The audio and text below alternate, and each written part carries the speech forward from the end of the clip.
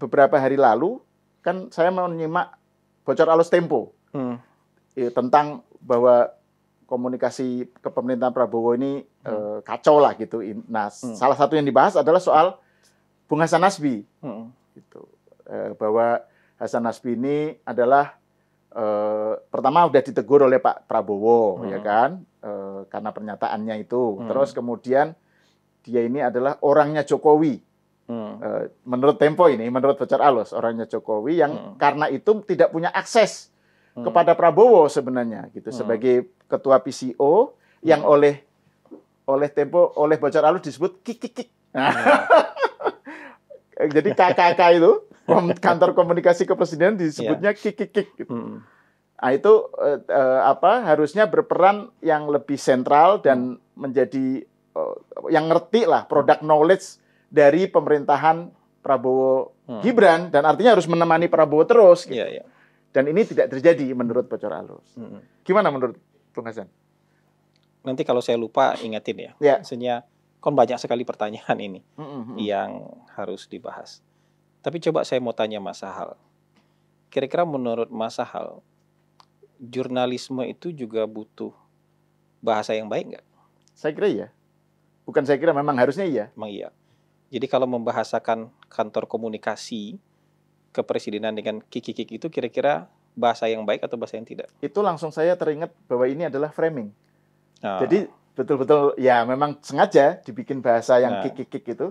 Kayak dulu, dulu kan misalnya Lekra punya istilah mani kebu. Nah, untuk kalangan manifesto kebudayaan. Iya, kan mani kebo. Kan jadinya kan kesannya kayak negatif kan. Gitu. Modelnya seperti itu. Nah, kode etik jurnalisme yang pertama itu tidak boleh memberitakan dengan niat buruk untuk kepentingan pribadi. Saya tidak tahu apakah kemudian membahasakan kantor komunikasi kepresidenan sebagai kik itu adalah sebuah bercandaan atau niat buruk untuk kepentingan rating mereka. Kalau itu bercandaan, apakah yang boleh bercanda hanya jurnalis? Kalau jurnalis boleh bercanda, yang lain boleh bercanda nggak? Ya kan? Ya. Ini jadi banyak soal yang bisa kita bahas dalam soal ini. Tapi oke lah, biarkan saja yang itu. Saya tidak mau terlalu dalam membahas hal-hal yang tidak substansial. Karena menurut saya hanya ingin membuka pikiran orang aja. Kalau yang lain boleh berbahasa yang tidak baik, orang lain boleh nggak? Yang lainnya boleh nggak? Kalau dia boleh membecandain sebuah kantor pemerintah dengan bahasa seperti itu, orang lain boleh nggak bercandain mereka? Apakah mereka nanti kalau dibecandain oleh orang lain akan bilang itu serangan terhadap kebebasan pers? Atau kalau mereka dibecandain, mereka akan bilang ini tidak punya empati terhadap pers, atau seperti apa?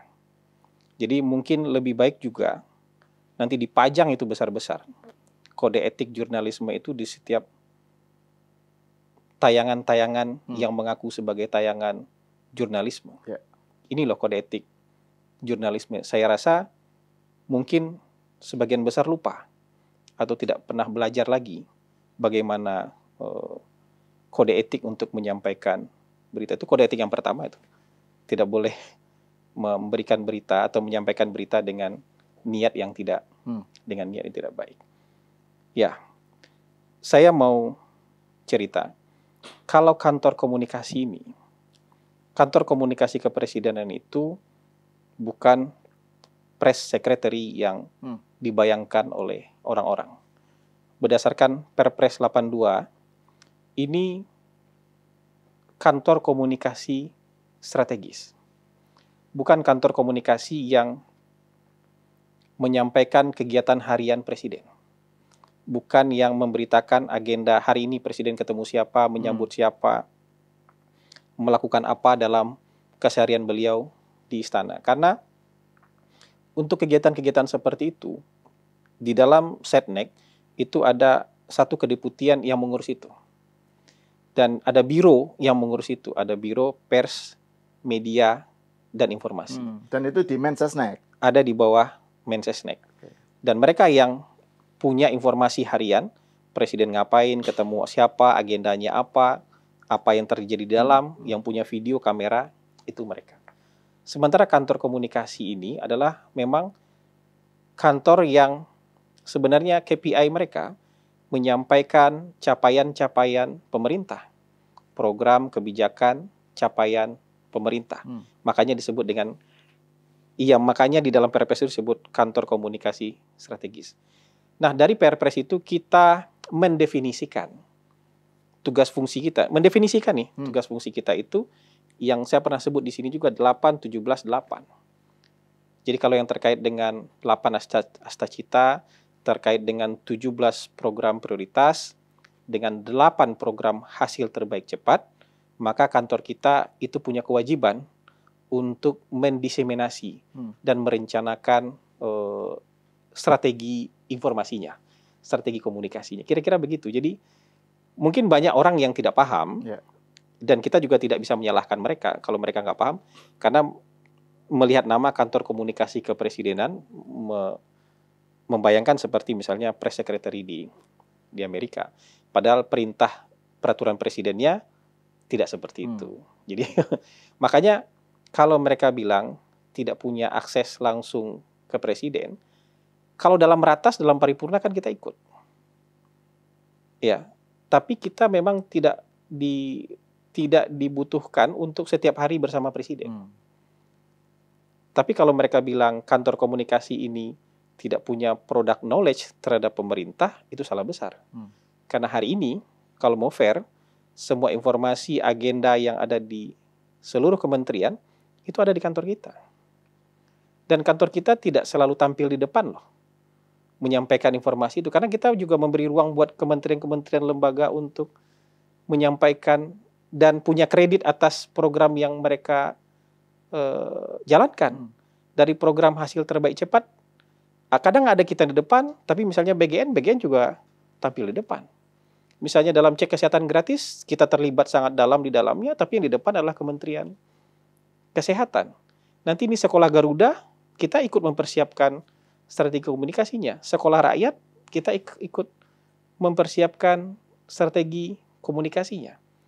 Yang soal ASN kemarin, kita juga dengan Kemenpan RB, itu kita mungkin 3 minggu itu menggodok komunikasi soal pengangkatan dan polemik soal ASN. Jadi tidak selalu kita yang ada di depan, kementerian-kementeriannya justru. Tapi kalau dibutuhkan, kita juga tidak boleh menolak untuk tampil di depan. Jadi menyampaikan, mengkomunikasikan program, capaian dari pemerintah. Jadi bukan untuk kegiatan harian. Kalau mereka tanya hari ini presiden ngapain misalnya di Jordan, saya pasti angkat telepon dulu. Karena yang tahu itu BPMI atau sekretaris kabinet.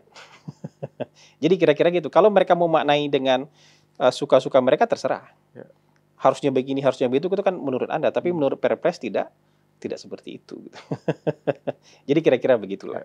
Ini upaya mungkin untuk menafsirkan apa yang harus dikerjakan oleh kantor komunikasi seenak-enaknya mereka. Kan nggak 1-2 yang menafsirkan seperti itu. Tapi biarkan saja.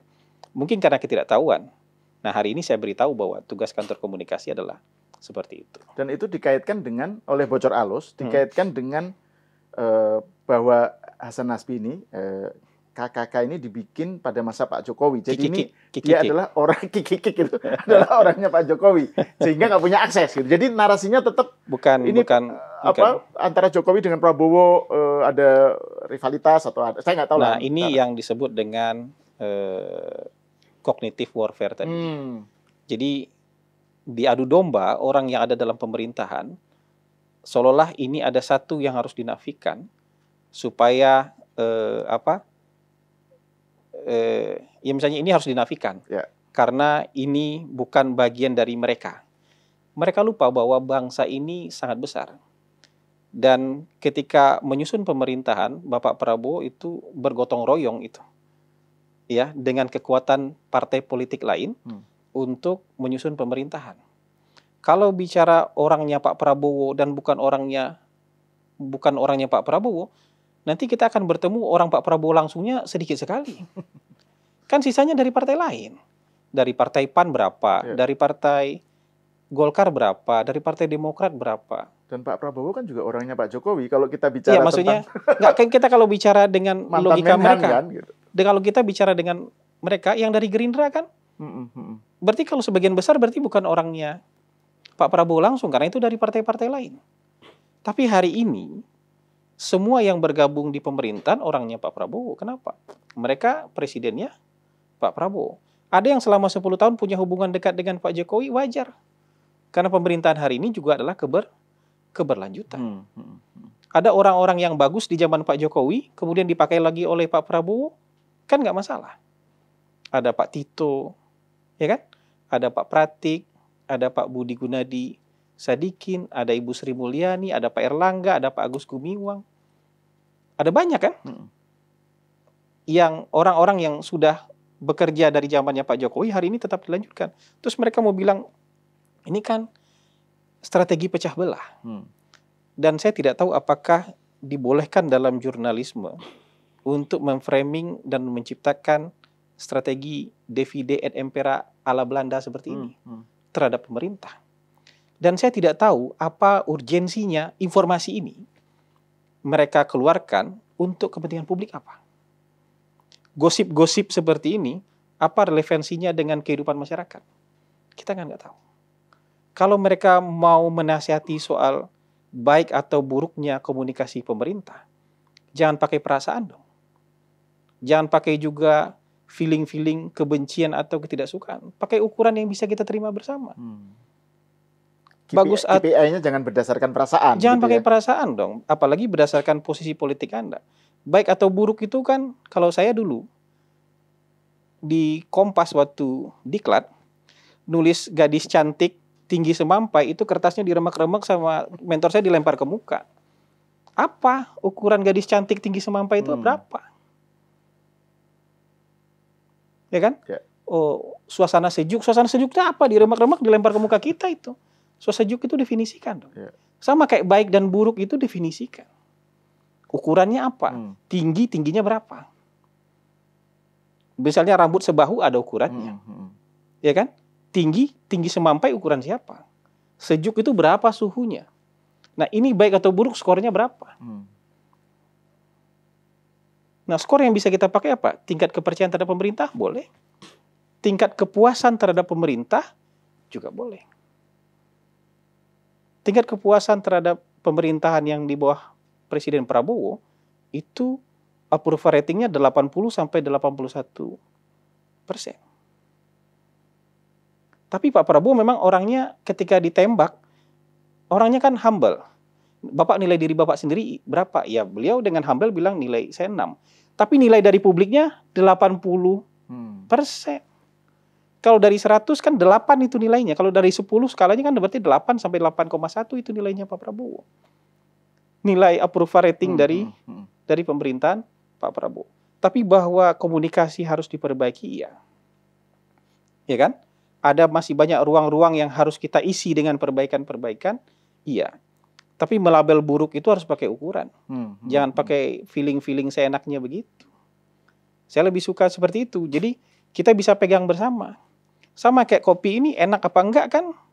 Bagaimana mendefinisikan kan selera kita masing-masing. Ya. Enak buat saya belum tentu enak buat Mas Sahal. Maka result akhirnya, kalau bahasa orang resultante, kalau Adi Praitno bilang resultante, result akhirnya yang harus kita lihat. Presiden Jokowi begitu masih diberitakan jelek. Ini itu Tempo membahasnya tiap hari. Kayak nggak ada berita lain selain Pak Jokowi misalnya waktu itu. Turun approval ratingnya 75%. Kan kita bisa lihat, kalau 75% kira-kira bagus apa tidak. Jadi kalau mau bilang buruk atau jelek itu pakai ukuran yang bisa kita pakai bersama. Itu lebih fair. Kalau misalnya nih ada 6 bulan masa pemerintahannya Pak Prabowo, ada yang survei. Dan dari 80 misalnya turun jadi 75% aja. Itu kantor komunikasi boleh dievaluasi. Karena salah satu KPI dari kantor komunikasi ke presiden adalah menjaga approval rating presiden. Kita mendefinisikan kerjaan kita salah satunya adalah menjaga approval rating presiden. Itu artinya kepala kantor gagal tuh. Kantor komunikasinya harus dievaluasi. Kalau perlu dicopot kepala kantornya. Tapi pakai ukuran-ukuran yang masuk akal gitu. Bukan pakai ukuran-ukuran yang oposisinya jadi apa? Jadi nggak happy nih dengan begini, dengan cara begini. Itu kan feelingnya oposisi. Buktikan dengan ukuran-ukuran yang bisa digunakan bersama dong. Kira-kira kayak gitu. Ya. Nah kalau ini mungkin bagian pertanyaan terakhir tentang bocor alus nih. Nah di situ saya lebih tertarik untuk membahas soal tadi itu cognitive warfare itu ya. Kan bocor alus kan bilang bahwa pernyataan Hasan Nasbi tentang dimasak aja itu bikin Pak Prabowo gerah gitu ya. Pokoknya dia mengakui itu teledor, keliru dan seterusnya. Makanya kemudian bocor alus yang terbaru ini membuat narasi bahwa ya ini Hasan Nasbi orangnya Jokowi dan karena itu nggak punya akses dan seterusnya. Menurut Bung Hasan gimana? Bukan menurut saya, tapi faktanya saya tidak dapat peringatan apa-apa soal itu. Dari Pak Prabowo nggak ada sama sekali ya? Dari orang dekatnya Pak Prabowo juga enggak. Nggak dimarahin, nggak diapa. Iya. Karena kan di situ kan dikesankan itu kan kayak ini dievaluasi setelah itu. Enggak, kalau dievaluasi silakan dievaluasi. Kan bisa saja saya nggak tahu kalau dievaluasi. Dan kalau dimarahin itu dievaluasi biasa ya. Biasa. Ya. Kalau dievaluasi kan saya bisa nggak tahu tapi kalau dimarahin kan masa saya nggak tahu kalau saya dimarahin kan gitu. Ya ini dua hal yang berbeda nih. Kalau dievaluasi sangat bisa saja dievaluasi. Bukan karena kasus ini pun misalnya dievaluasi untuk hal lain ya sah-sah saja kan gitu. Tapi kalau dimarahin soal ini enggak. Gitu. Dalam konteks cognitive warfare seperti sekarang itu jadi Anda bisa diuraikan lagi nggak peran yang ingin dimainkan atau sedang dimainkan oleh PCO itu? Kan saya baru pulang dari Turki ya. Nah itu menarik tuh. Iya betul. Dan di sana itu ada Direktorat Komunikasi Presiden Republik Turki. Itu sebuah super body. Itu stafnya mau tahu berapa? 1.600 orang. Wow. Dan itu sentralistik karena memang mungkin amanah yang diberikan ke mereka tuh sentralistik. Jadi itu semacam penggabungan dari Komdiji, BPMI, PCO, Dewan Pers, RRI, TVRI antara. Itu di bawah satu direktorat. Mungkin bukan menteri dia itu memang, bukan level menteri, tapi direktorat besar sekali dan powerful sekali. Dia mengeluarkan akreditasi wartawan. Dewan Pers dia. Yeah.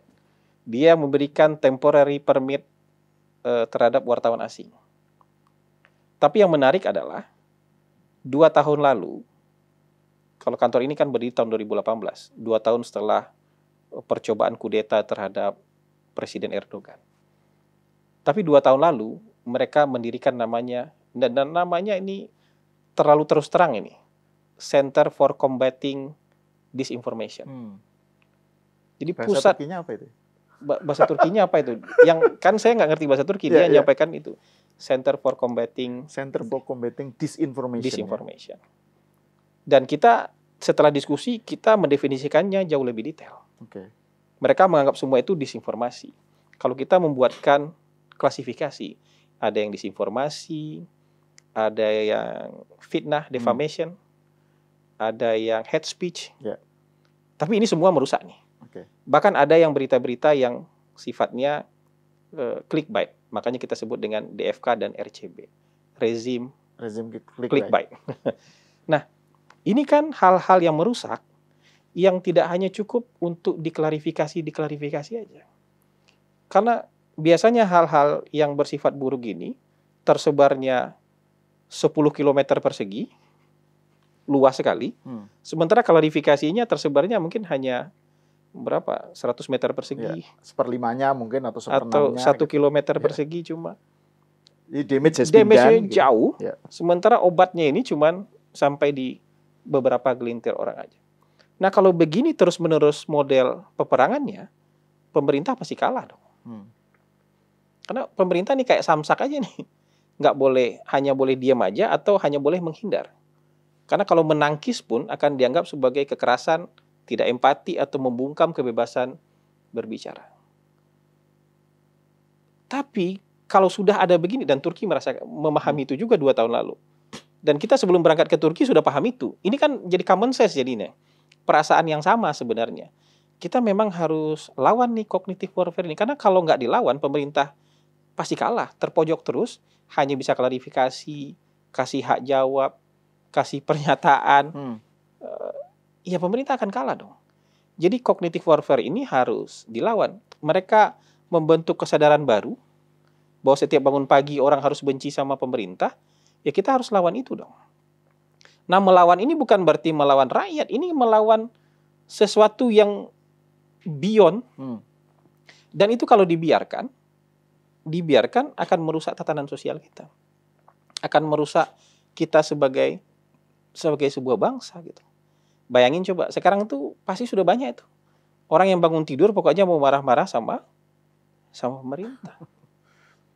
Orang yang bangun tidur pokoknya harus cari satu poin, satu pasal untuk benci dengan pemerintah. Padahal pemerintah sedang berjibaku, ya, berjibaku untuk mensejahterakan masyarakat, membuat kebijakan-kebijakan yang pro rakyat.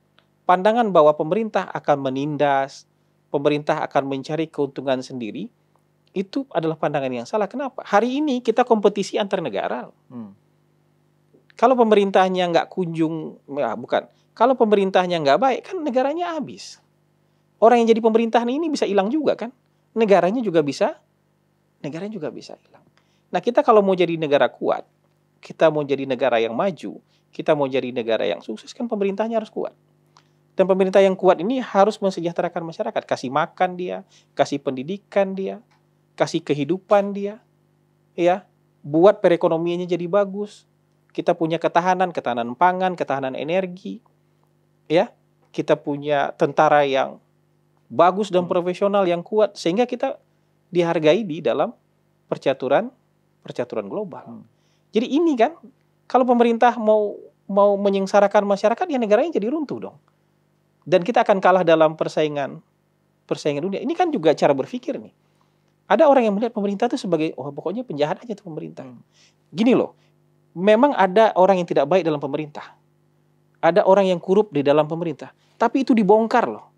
Siapa yang bongkar? Pemerintah itu sendiri. Ada yang orang korup, iya. Tapi dibongkar oleh siapa? Oleh pemerintah itu sendiri kok. Atas perintah presiden kok. Di zamannya Pak Prabowo, baru 5 bulan yang kebongkar itu gila-gila nilainya.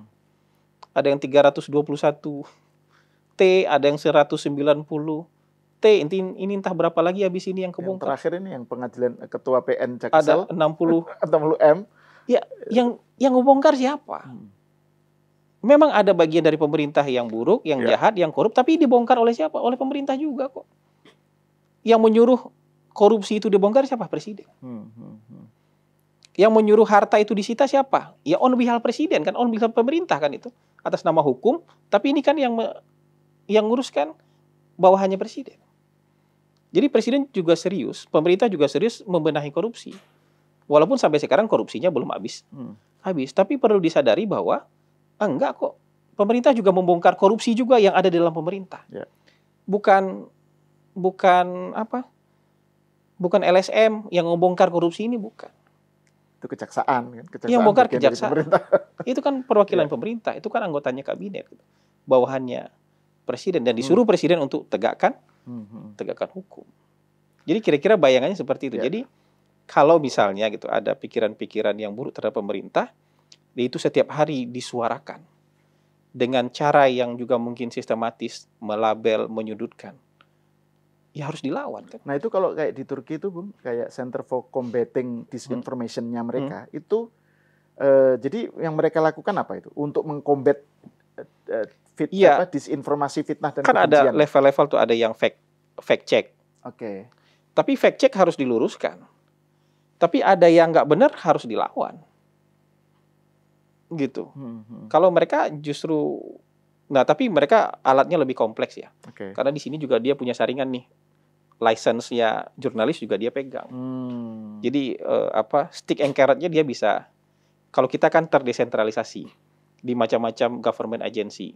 Ada Komdiji sendiri, ada PCO sendiri, ada BPMI sendiri, ada Dewan Pers sendiri, ada TVRI sendiri, RRI antar.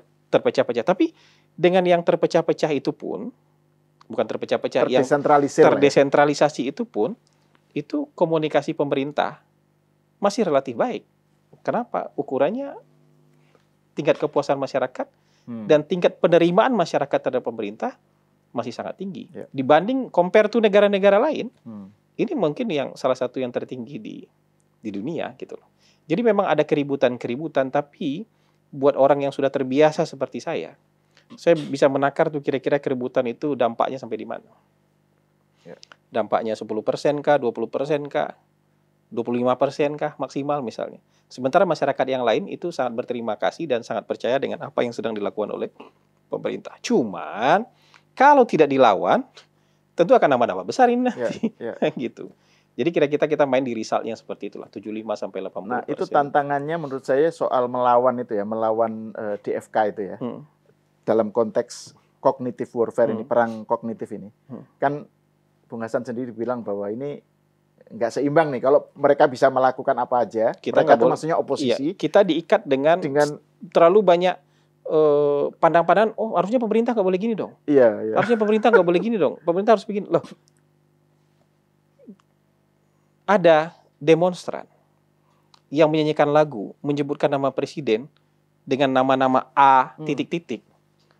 Nggak dibahas loh sebagai kurangnya tata krama segala macam. Nggak dibahas loh dengan rusaknya moral oleh teman-teman ini. Tapi ketika misalnya presiden menyampaikan pepatah anjing menggonggong kafilah berlalu, jerit-jerit mereka. Padahal pepatah itu, peribahasa itu bukan kata-katanya yang kita lihat, tapi makna di balik kata-kata itu. Sementara yang ini bukan peribahasa, dia nyanyi. Straightforward ya. Straightforward nyanyi, bukan peribahasa. Kalau peribahasa kita masih bisa paham, tapi ini dia nyanyi. Kalau anjing menggonggong kafilah berlalu, bukan berarti kita bilang Anda anjing. Kalau kita bilang serigala berbulu domba, bukan berarti kita bilang Anda serigala atau domba, tapi ini ada makna kiasan. Dan begitu kita turun-temurun belajar berbahasa. Ini nyanyi, bukan peribahasa yang dia nyanyi nih. Nyanyi dengan straightforward, ya, membahasakan presiden dengan kata-kata tadi itu, A tadi itu. Nggak ada mereka protes sebagai bentuk apa? Dekadensi moral atau dengan kemerosotan kemerosotan perilaku, mundurnya berbahasa. Jadi yang buat mereka dari pihak pemerintah itu harus sesuai maunya mereka. Dan mereka bebas melakukan apa saja, opini, pendapat maupun kata-kata terhadap pemerintah maupun figur-figur dalam pemerintah. Nah kita kalau ngegas dikit dianggap membungkam kebebasan berpendapat, kebebasan bicara. Kan nggak ada yang dibungkam. Hari ini semua masih tayang. Bocor Alus masih tayang kok. Rocky Gerung masih siaran kok. FNN Hersubeno masih siaran kok. Siapa lagi? Abraham Samad masih siaran. Siapa yang lagi? Nggak ada yang dibungkam. Tapi kalau kita ngelawan opini, ya jangan dibilang untuk tidak empati, membungkam, tidak pantas, tidak beretika. Itu namanya suka-sukanya memberikan penilaian gitu. Kita harus duduk dengan ukuran-ukuran yang bisa kita pegang bersama. Bukan dengan hanya ukuran-ukuran yang dipegang oleh satu pihak.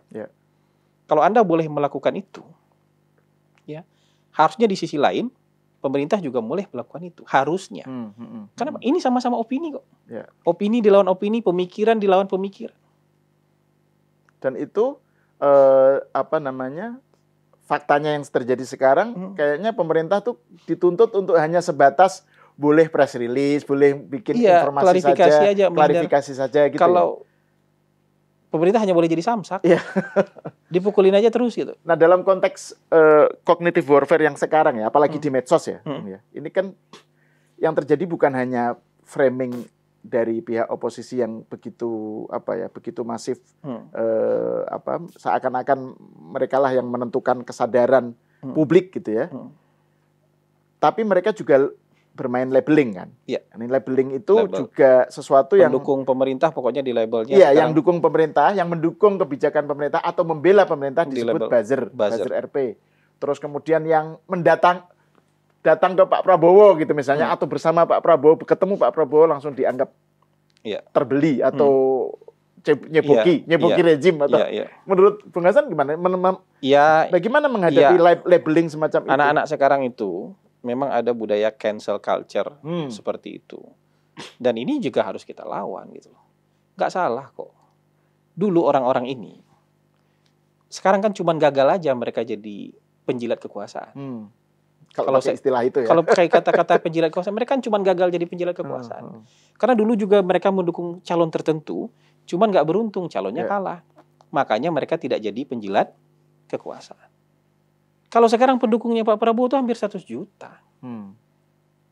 Yang memilih Prabowo Gibran itu hampir 100 juta. Diskon 10% masih 86 juta itu. Hampir 90 juta. Diskon 20% masih 80 juta itu gitu. Dan di antara mereka masa nggak boleh berpendapat? Nggak boleh ngelawan insinuasi, nggak boleh ngelawan disinformasi, nggak boleh ngelawan fitnah. Masa kamu bilang 80 juta orang minimal? Atau kalau maksimal 96 juta itu sebagai buzzer semua? Atau ceboker. Atau ceboker semua gitu. Mereka ini, kan belum berhasil aja. Kalau mereka yang menang kemarin, mereka yang jadi penjilat kekuasaan. Jangan karena belum beruntung, kemudian orang yang beruntung Anda bilang sebagai penjilat kekuasaan. Kalau kita ini penjilat kekuasaan, mereka itu penjilat kekuasaan yang gagal. Belum beruntung untuk bisa menjadi penjilat, stratanya di bawah penjilat kekuasaan. Jadi label-label seperti ini kan nggak sehat. Ya karena istilah penjilat itu sendiri sudah labeling yang judgmental kan. Cebokers. Ya, cebokers. Buzzer pemerintah. Dan terkait soal cancel culture itu ya, itu kan kemarin ada semacam movement ya di medsos itu ya, mengidentifikasi kalau para influencer, public figure, aktor, aktris yang menjadi pendukung 02. Seakan-akan mereka dituntut pasti untuk ada melakukan yang gitu. Pertobatan. Dan gitu. Itu teror loh itu. Itu teror yang sebenarnya. Hari ini teror itu nggak dikirim pakai kepala babi, Mas. Siapa yang paham teror kepala babi generasi hari ini? Teror yang sebenarnya tuh yang kayak gitu tuh. Teror di media sosial, di doxing, dibully, dimaki-maki di media sosial. Itu teror yang sebenarnya hari ini. Makanya memang perlu ke depan itu kita punya regulasi yang jelas. Nggak usah ngomong-ngomong demokrasi dan kebebasan bicara kalau misalnya tatanan sosial kita jadi rusak. Alhamdulillah kemarin pemerintah sudah mulai nih membuat satu regulasi lagi untuk anak-anak tapi usia bermedia sosial. Jadi ada batasan sekarang untuk bermedia sosial dan itu di Australia juga diterapkan. Ini bukan pembatasan kebebasan bicara tapi kita menjaga masyarakat kita supaya lebih baik dan lebih sehat. Sebenarnya sebelum Lebaran pemerintah tanda tangan, Presiden tanda tangan PP Tunas. Jadi PP Tunas namanya. Jadi itu untuk anak sekolah lah, dan anak sekolah itu bagaimana aturan main bermedia sosial dan ada pembatasan usia untuk bermedia sosial. Karena kalau enggak yang dewasa aja bermedia sosialnya kayak gitu, anak-anak kita juga akan tercemar dengan cara bermedia sosial itu. Selain ada predator-predator yang mengincar anak-anak misalnya, tapi juga anak-anak bisa terbawa suasana bapak-bapak dan ibu-ibu mereka bermedia sosial. Begitu mereka mengakses media sosial gitu, dia ngeliat hate speech semua, dia ngeliat hoax semua, dia ngeliat fitnah semua isinya, marah-marah aja sih semua. Anak-anak kecil ini ngelihat lingkungan seperti itu di media sosial akan terbawa lingkungan yang toksik seperti itu kan. Racun itu mengalir di dalam darah mereka dan mereka nganggap ini wajar ternyata begini. Dan kita menghadirkan lagi generasi-generasi yang sama buruknya dengan yang ada hari ini gitu. Jadi makanya perlu ada regulasi untuk bermedia sosial seperti ini. Cancel culture ini kan kulturnya anak-anak muda zaman sekarang ini. Tapi menyebar jadi kultur umum. Dan itu akhirnya menjadi teror. Kan nggak salah. Apa dosanya orang mendukung 02? Sama seperti orang nggak berdosa mendukung 01 dan 03. Itu kan bukan dosa. Bukan korupsi. Bukan merugikan kepentingan siapa-siapa. Anda lakukan cancel culture di sana kan teror buat hidup dia. Orang yang nggak tahan dengan pressure group seperti itu, dia akan bikin pengakuan. Saya minta maaf kemarin sudah membantu ini segala macam. Tapi toh nggak diterima juga bakal dibully terus gitu. Makanya ini harus dilawan. Nah, yang kena cancel culture itu jangan nyerah dong, lawan. Kita bagian hari ini, kalau mau sombong kita bagian dari yang terbesar kok. Masa tiba-tiba ya kita harus menyerah aja dengan teror? Karena kalau teror itu nggak dilawan, mereka akan terus-menerus melakukan itu. Dan kalau mereka merasa berhasil, ya mereka akan melakukan itu lagi. Cancel culture itu cancel culture itu bentuk teror. Padahal yang dilakukan oleh orang itu nggak salah. Mendukung 02 itu sama benarnya dengan mendukung 01 atau 03. Cuman belum beruntung aja yang lain itu. Kok merasa yang kalah jadi benar, kemudian yang menang merasa jadi salah, kan aneh. Dan ada tradisi semacam ada witch hunt gitu loh. Iya. Jadi diburu kelompok-kelompok yang itu yang hari ini teror yang sesungguhnya itu ada di media sosial. Nah, ini makanya saya tadi tertarik untuk tahu lebih Masalah jauh. kalau lihat IG saya, itu foto anak saya aja, itu isinya maki-makian orang. Dan saya memang nggak nutup komen. Saya biarkan aja. Saya mau tahu sampai di mana mereka begitu. Jadi betul-betul foto anak saya itu di komen dengan maki-makian. Nah, itu bayangin rusaknya mentalitas. Dia marah karena saya bilang babi dimasak aja, tapi komennya nggak ada yang beradab satupun. Dan melebar gitu ininya. Dan melebar kemana-mana gitu. Dan menurut saya perang kognitif itu nggak bisa dihindarkan. Dan kalau kita mengabaikan itu, pertama kerusakan di masyarakat akan semakin membesar. Kita belum tentu bisa mengatasi ini 100%. Tapi kalau tidak dilawan, pasti kerusakan itu tambah besar. Takutnya nanti ketika ini semakin dalam, kita nggak bisa lagi menjembatani antara kelompok-kelompok pendukung-pendukung ini, nggak bisa dijembatani lagi. Padahal harusnya kita nggak berpisah sejauh ini. Ya. Yang kedua, pemerintah tersudutkan, nggak bisa jalan pemerintah nanti karena ngerasa di pressure terus. Makanya saya bilang tadi, penting juga kita punya ukuran-ukuran yang objektif dan ada ukuran yang jelas itu untuk melihat ini sampai sejauh mana sih. Ini ketidaksetujuan orang sampai di tingkat mana, sampai seberapa besar. Dan itu pakai apa? Ya pakai angka-angka objektif aja. Angka survei menurut saya hari ini bisa menjadi angka yang paling objektif. Gitu. Jadi kira-kira kayak gitu. Nah, terus ini Bung, soal ini saya masih tertarik dengan cognitive warfare ini kan. Tadi kan isunya kan soal labeling ya, soal tadi cancel culture. Kan ini juga yang berkembang di kalangan the so-called intelektual lah ya. Itu juga kan ada semacam pembikinan persepsi ya. Penciptaan persepsi atau framing. Bagian yang kayak gitu juga mungkin nggak disadari tapi bagian dari. Iya, gitu. Misalnya gini lah, baru-baru ini kan Pak Prabowo kan ke Turki, kemudian bikin pidato yang memuji Kemal Atatürk sebagai pionir of Turkish secularism. Terus kemudian wah ini Prabowo memuji sekularisme, memuji Kemal Atatürk di depan pendukung Islamis gitu. Jadi di-image-kan itu bahwa Prabowo kok seperti itu gitu loh. Nggak ngerti konteks politik di sana. Nah, itu makanya itu kan bagian dari upaya untuk membuat frame kan tentang saya melihat ada beberapa teman-teman intelektual yang agak genit-genit bicara soal itu. Itu contoh bagaimana di kalangan intelektual itu framing itu juga mungkin mereka juga terjadi gitu.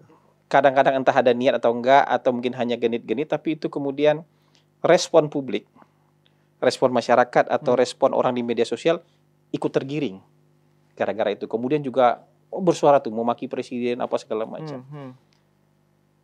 Pak Prabowo itu bukan orang kemarin sore. Beliau punya pengalaman yang panjang, punya bacaan yang luas. Dan ketika mendatangi Turki, beliau tuh punya informasi yang sangat lengkap tentang kultur sosial politiknya Turki. Beliau memuji Mustafa Kemal Atatürk karena Mustafa Kemal adalah bapak modernisasi dan bapak Republik Turki. Gak ada yang bisa nafikan itu, AKP sekalipun. Karena mungkin hanya di sini yang memisahkan antara bapak Republik dengan soal Islam gak Islamnya itu. Karena foto Mustafa Kemal itu ada di mana-mana. Kalau ada foto Erdogan, di sebelah sininya ada foto Mustafa Kemal Atatürk. Di VIP bandara, di ruang-ruang kantor pemerintah, bahkan ketika di ruang kredensial Ketua Majelis Agung Nasional itu, Pak Prabowo duduk bersama Ketua Majelis Agung Nasional, di atasnya itu ada sculpture-nya, mukanya, patung mukanya Mustafa Kemal Atatürk. Mengagumi Mustafa Kemal itu terlepas dari apapun aliran agama dan kepercayaan kalau buat Turki. Karena dia bapak Republik Turki. Bahkan kaum partai-partai Islamis partai-partai Islam tidak bisa kemudian merendahkan Mustafa Kemal Atatürk. Sama kayak kita mengagumi Bung Karno. Iya, betul. Tapi Pak Prabowo mengagumi Mustafa Kemal Atatürk sekaligus juga mengagumi Mehmet Al-Fatih. Pendiri Khilafah Utsmani ya? Bukan pendiri, orang yang membawa kebesaran Khalifah Utsmani betul. menjebol benteng Konstantinopel. Iya. Kan pahlawan terbesar di zaman Ottoman itu Mehmet Al-Fatih. Iya. Dan beliau itu dikagumi oleh Felix Xiao. Iya. Dan itu yang dikagumi oleh yang khilafah lah, ya, tapi sebagai dalam konteks seorang negarawan, dua orang ini dikagumi oleh Pak Prabowo. Dan ketika Pak Prabowo berpidato itu mungkin 16-17 kali tepuk tangan loh. Dan yang tepuk tangan itu kan orang AKP sebagian besar gitu. Dan ketika misalnya selesai pidato, saya bicara dengan Dubes Turki untuk Indonesia, dia bilang, iya itu tadi pidato dari hati tuh. Kenapa kita tepuk tangan? Karena kita ngerasa pidatonya pidato dari dalam lubuk hatinya Presiden Prabowo, dan berasa buat kami itu secara psikologis kami merasakan getaran hatinya Pak Prabowo. Jadi kalau ada yang bilang, wah ini jadi perdebatan di sana, saya nggak ngelihat itu jadi perdebatan. Makam Mustafa Kemal itu luar biasa besar di Ankara, itu dikunjungi oleh bejibun warga Turki setiap hari. Saya waktu ke sana aja ngantri buat masuk ke makam Kanit Kabir itu, makamnya Mustafa Kemal Atatürk itu. Jadi ini kayak kita mengagumi Bung Karno dan Falatehan sekaligus gitu. Kira-kira gini, dalam ruang lingkup yang berbeda, seperti kita mengagumi Bung Karno dan Falatehan sekaligus. Gitu. Nggak harus terkotak-kotak dengan apapun. Dan partai Islam di Turki menurut saya nggak seperti yang dibayangkan oleh kita. Di sana di Ankara itu juga siswi pakai rok pendek aja, merayakan wisuda, datang ke makam Atatürk biasa aja. Waktu kita state dinner itu yang melayani makan kita sebagian besar tidak pakai kerudung. Ya ketika kita disodorkan hiburan di sana, ada orkestra, ya ada tari tradisional, laki-laki perempuan dengan tangan nari tradisional. Tidak seperti yang kita bayangkan yang serba rumit, serba kusut. Biasa-biasa aja. Nah ini kan saya tanyakan karena kan bukan hanya karena Bung Hasan ikut ke Turki bersama Pak Prabowo, tapi kan juga narasinya itu loh. Ini kan half truth gitu ya. Half truth, Prabowo memuji Kemal, terus kemudian. Tapi nggak disebutkan Pak Prabowo memuji Mehmet Al-Fatih, Mehmet Kankerernya nggak kan memberi kesan bahwa jadi Prabowo dengan sekularisme itu pengagum gitu. Iya, atau mereka mau di bawahnya saya baca tulisan seolah-olah Pak Prabowo tidak mengerti politik Turki. Pak Prabowo sangat mengerti politik Turki, gitu. Jadi kalau dalam pertemuan bilateral terlihat sekali, dalam joint statement juga terlihat sekali bahwa Pak Prabowo mengerti sekali posisi Turki, kehebatan Turki. Mustafa Kemal itu mungkin hanya di Indonesia yang kemudian menjadi cerita-cerita buruk. Di seluruh Eropa. Ini Eropa nih, kita nggak bicara Turki ini. Mustafa Kemal itu jadi tokoh yang sangat besar yang tidak bisa ditandingi oleh tokoh Eropa manapun di waktu yang satu zaman. Makanya ketika kematiannya Mustafa Kemal itu, Perdana Menteri Inggris waktu itu Lloyd George itu bilang kira-kira ya kita nggak ketemu orang jenius dan hebat itu mungkin sekali dalam 100 tahun di sini. Ya, dalam senturi itu berapa? 1000 tahun? 100 tahun, senturi. Sekali dalam 100 tahun. Dan sayangnya, orangnya nggak lahir di Eropa. Orangnya lahir di Turki katanya. Dan nggak ada tokoh Eropa modern yang kira-kira menandingi kalibernya Mustafa Kemal Atatürk. Dan buat pejuang-pejuang Indonesia, Mustafa Kemal adalah inspirasi revolusioner. Dan Bung Karno menjadikan Mustafa Kemal sebagai inspirasi revolusioner. Dan Bung Karno, apapun aliran politik Bung Karno, pada saat itu, orang hari ini bisa nggak menafikan Bung Karno? Nggak bisa. Apapun aliran politik hari ini, mau Islam, mau Kristen, mau Buddha, mau nasionalis, mau sosialis, bisa nggak menafikan perannya Bung Karno? Nggak bisa. Begitu juga di Turki. Jadi memuji Mustafa Kemal di sana sama kayak memuji Bung Karno di sini gitu. Dan figur dia figur internasional yang jauh lebih besar dan diakui oleh Eropa. Churchill kagum sama dia, Ayub Khan kagum sama dia, Jawaharlal Nehru punya testimoni yang luar biasa soal dia. Sebut aja nama satu-satu. John F. Kennedy punya testimoni yang luar biasa soal Mustafa Kemal Atatürk. Nah, yang kayak gitu aja, itu kan bisa dipelintir ya. Nah, itu dipelintir di dalam menjadi half truth. Nah, itu kan. Ini perang kognisi itu.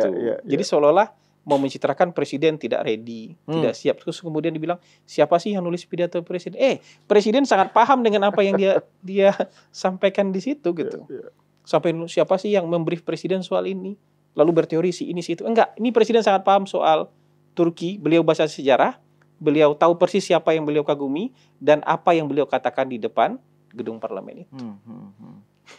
Iya, dan itu kan kemudian, nah ini kan contoh ya bagaimana, mungkin ini sekaligus saya pengen bagian akhir dari diskusi kita ya, bagaimana kita merespon cognitive warfare ini, yang merentang dari soal labeling, soal framing, terus juga soal tadi half truth yang dipelintir dan seterusnya. Nah ini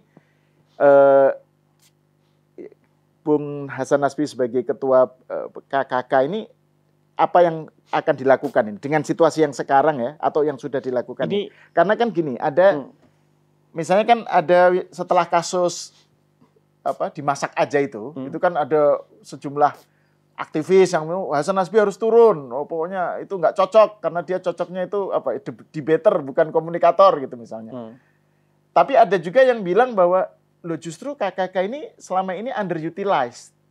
Perannya untuk meng-counter DFK itu nggak optimal gitu.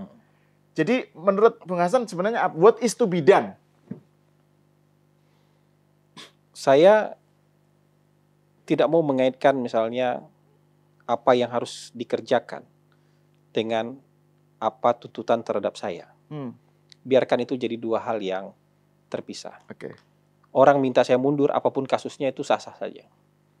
Dan saya sudah pernah bilang, hidup saya juga nggak terganggu sama sekali dengan itu. Saya masih bisa tidur nyenyak, makan saya tetap enak, saya masih bisa tetap menikmati hidup, nggak terganggu sama sekali. Karena saya sadar betul, posisi political appointee itu jabatan yang nggak bisa kita kunci rapat-rapat di ruang besi manapun. Harus ditaruh di atas meja dan nggak bisa dibawa pulang. Jadi kapanpun bisa diambil oleh siapapun. Bisa digantikan oleh siapapun. Bahkan mungkin nggak perlu alasan juga untuk mengganti. Kalau mereka kan ngasih alasan, nggak perlu alasan juga bisa. Jadi itu buat saya tidak mengganggu sama sekali. Tapi kalau memerangi DFK, RCB, memang nggak bisa sendirian. Jadi pemerintah punya kantor komunikasi, punya Komdigi, punya BPMI, punya macam-macam. Itu harus terlibat semua. Tapi jauh yang lebih dibutuhkan adalah keterlibatan sebanyak mungkin orang di luar.